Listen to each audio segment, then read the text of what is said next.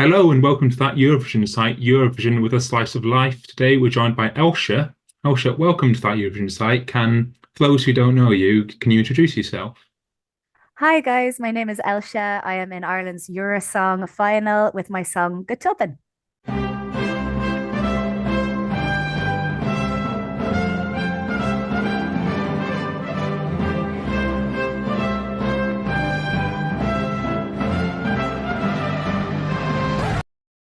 And as you said, you're competing in Ireland's Eurosong. Why did you choose to apply in the first place? And how did it feel to get the email or call that let you know that you were one of the six finalists? I started releasing rock music. I had previously been releasing pop music, and I didn't really resonate with producing pop music myself. So when my rock music last year started to get noticed, I had fans, friends, family encourage me to send a song to Eurosong. So I thought, what have I got to lose? And I had the idea for the song there in my head and ready to go. So I just went for it. And when I found out that I had made it to the final six for the final, I was completely shocked because, to be honest, because of the genre that my song Tobann is, because it's like alternative metal, I just didn't think it would get picked. So I was really, really pleased, shocked, so many emotions at once. You said your family persuaded you to enter it. You come from a musical family. Do you think their support over the years has helped you get to where you are quite a bit? Oh, absolutely. Yeah. I mean, there's all sorts of different influences in my own music from my family. So in Tobann, there's a tin whistle solo that was heavily influenced by my dad is a composer and he does a lot of Irish music fused with an orchestra. So that kind of came from him. My mom's a singer. My sister is a singer-songwriter.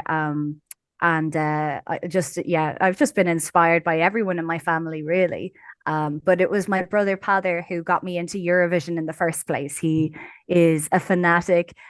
He particularly loves Albania. He now specializes in Albanian folk music, but it was Albania's Eurovision entries that got him into Eurovision, and now we're all into it as a family. The family dinner conversations around yours must be crazy.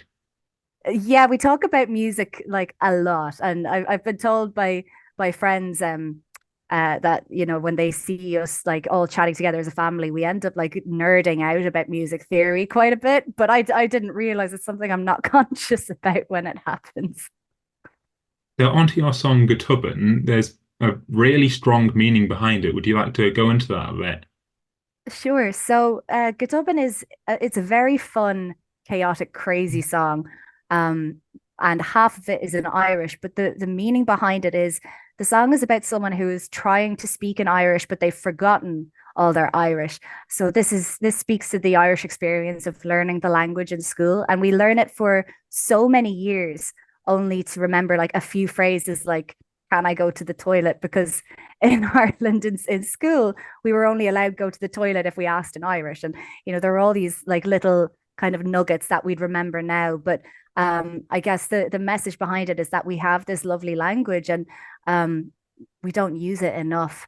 And I feel like, there's definitely a place for the Irish language to be back on the Eurovision stage.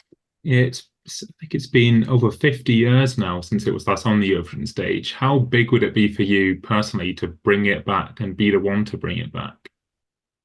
I mean, it would be incredible. It would be such an honor. I think when the idea for Beethoven was there, I always thought that if I ever did enter something like Eurovision, it would have to be utilizing the Irish language. It would have to have a message about that there. It would have to have, elements of Irish music in there.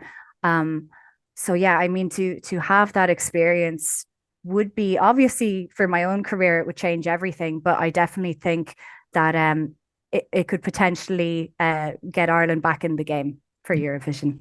And out of interest, how good is you say people in Ireland learn Irish, they remember none of it. How much do you remember? What level are you at with it? So at the moment, I don't remember a lot, but I learned Irish in a very, very lovely way growing up. So my parents did a lot of music work down in Dingle in County Kerry. And so they'd put me in school down there as a kid whenever they were working down there. But I really struggled with doing school all through Irish. So we had a lovely next door neighbor called Edna who every day after school I'd go to her house and we'd basically like talk in Irish to the best of my capabilities. And she just taught me how to speak in Irish in this lovely conversational way. And then when I was in transition year in secondary school, when I was 16, I was awarded a Fáinne badge, which is like an Irish language award. And then just gradually, just over the years, my Irish just faded away because I guess there weren't enough opportunities in my life to use it. And I feel like a lot of people in Ireland can relate to that. You talk about the opportunities. I saw you posted that already in Irish language courses are marketing themselves based off your song. So That's right. Yeah. Yeah, that was a surprise. And you know, I've had a lot of messages from people over the last since you know Tobann came out just saying that they've been inspired to learn the language. You know, people all over the world and people in Ireland have been like, "Oh, I'm gonna like pick up Irish again." And yeah, it's very cool to see that it's having this kind of an effect. uh, looking ahead to in a week today, Eurosong, how are your preparations going for it? They're going really, really well. I'm getting more excited by the day. We have a lot of plans for our performance. And yeah, I can't wait to show everyone what we have up our sleeve. I think you've described the first performance as Irish tin whistles crack. We're going to see more of that. Yes, oh, absolutely. But just like I guess I guess just exaggerated. And so, other than that, do you know yourself what like exactly what the staging's going to look like at this point? At the moment, yes. Yeah. We have a very, very clear plan of action. And we're very, very set visually on what we're going to do. So I'm just hoping that people really enjoy it as much as we've enjoyed putting it together. And we're going to say that since your song was released, I don't think there's been like a day since I've not seen you on my timeline. Just Oh, how really? it must be like crazy that all the support that's been pouring in from like all over the world. Oh, absolutely. And I mean, like, I just didn't, you know, like, first of all, I didn't expect it to get picked for the national final, but I never ever would have expected it to receive such an overwhelmingly positive response. So, I mean, it's all I could have asked for, really. I'm just really thrilled. And you said your family that you're all like big music fans, Eurovision nerds.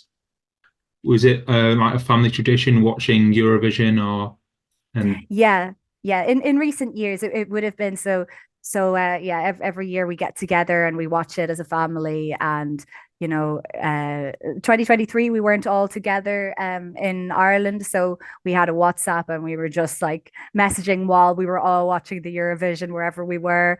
Um, but yeah, it's great because it's just interesting with my family because we're all into totally different styles of music. So it's cool to see like who likes what every year. so what are some of your favorites from it? So for me, I love any of the kind of alternative rock entries, like Finland's entries. I usually adore. Karja Cha Cha Cha really inspired me to kind of go for it this year. I also loved Goa, and I loved Blind Channel as well. Um, yeah, they were my top three. Do you think Carrie is open sort of opened the door for showing that people can that you don't have to send a really polished pop song and that everything's welcome really? I think so, and I think you know his little dance that he Yeah. did. You know, like that inspired me because I'm not much of a dancer, and so it was like, well, you know, if he can like come up with this kind of like cool, silly little dance, and that like everyone goes mad for it, then like anyone can do something like that. But I think as well, it inspired me with like, you know, were I to write something for Eurovision, what kind of performance would I like to do? And it would definitely be something in that kind of vein. And you said you didn't think you'd get selected for Eurosong, but I think this selection as a whole, we're seeing a lot more variety with people like you and Bambi Cook as well. Do you think Mm. that this is a good new direction that RTE are going with Eurovision? Absolutely. Yeah. I mean, I think each one of the contestants is incredible. I think that every song is very strong and there's something for everybody, and there's no way of knowing what way it's going to go on the night, which I think is excellent, Yeah. because there's so many options. So yeah, no, I think it's a very exciting competition to be a part of. Yeah, I've seen people say there's no runaway favorite, which is a sign of a very good competition. Yeah, absolutely. That's the thing. We just don't know what way it'll go, but I can't wait to see what everyone does. Okay, so thank you so much for joining me. And whilst we've still got you here, is there anything you'd like to add on or say for yourself? I guess just thank you for the support, and I hope that everyone who watches and listens to this enjoys my Eurosong performance. Yeah, well, best of luck to you for next week. Thank you so much. I really appreciate it.